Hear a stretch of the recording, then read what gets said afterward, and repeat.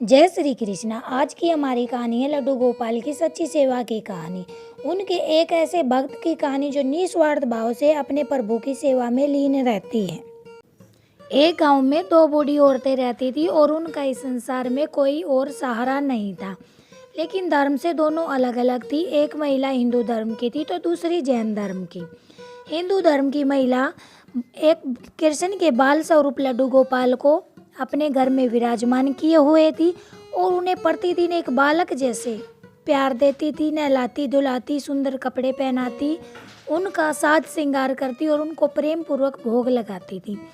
दोनों महिलाएं अपना जीवन अच्छे से व्यतीत करती, पूजा पाठ और घर के सारे काम काज करके वे आपस में एक दूसरे से सुख दुख की बातें करती थी। एक बार श्रावण मास में हिंदू महिला को तीर्थ यात्रा पर जाने का मौका मिला तो उसने अपनी जैन धर्म की महिला को भी साथ चलने के लिए कहा, लेकिन वो थोड़ी ज़्यादा बूढ़ी थी, जाने में असमर्थ थी, तो उसने मना कर दिया।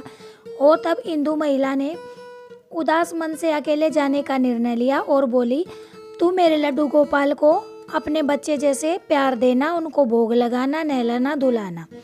तो वह जैन धर्म की महिला तैयार हो जाती और बोलती है, तुम निश्चय ही बेफिक्र होकर तीर्थ यात्रा पर जाओ, मैं तुम्हारे लड्डू गोपाल का एक बच्चे के जैसे ध्यान रखूंगी।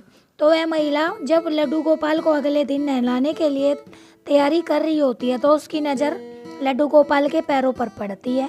वह देखती है कि लड्डू गोपाल के तो पैर मुड़े हुए हैं। वह सोचती है शायद मेरी वजह से उनके पैर टेढ़े हो गए हैं। वह महिला चिंता करने लगती है, तो फिर बाद में सोचती है कि मैं डेली इनके पैर मालिश करूंगी और इनको ठीक कर दूंगी, नहीं तो मैं अपनी सखी को क्या जवाब दूंगी कि मेरी वजह से लड्डू गोपाल के पैर टेढ़े हो गए हैं। तो वह जैन धर्म की महिला डेली उठकर सुबह पैरों की मालिश करती है लड्डू गोपाल की, और दिन में कई बार ऐसा ही करती है। डेली उठकर अपने लड्डू गोपाल के पैरों की मालिश करती है। क्योंकि हमारे लड्डू गोपाल का स्वभाव बहुत ही दयालु है तो उन्होंने अपनी अपार कृपा उन पर कर दी। वह रोज की तरह जब उठकर नहलाने को तैयार करती है तो देखती है कि लड्डू गोपाल के पैर तो ठीक हो गए हैं। वह खुशी से फूली नहीं समाती। कुछ समय पश्चात हिंदू धर्म की महिला तीर्थ यात्रा से वापस आती है और अपने लड्डू गोपाल के दर्शन करने को लालायित होती है। तो वह लड्डू गोपाल को देखती है तो आश्चर्य में पड़ जाती है और पूछती है, यह मेरा लड्डू गोपाल तो नहीं है।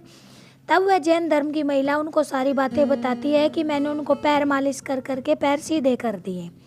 तब वह हिंदू धर्म की महिला सारी बातें समझ जाती है कि ये मेरे कन्हैया ही हैं जिन्होंने अपनी कृपा इस औरत पर की है।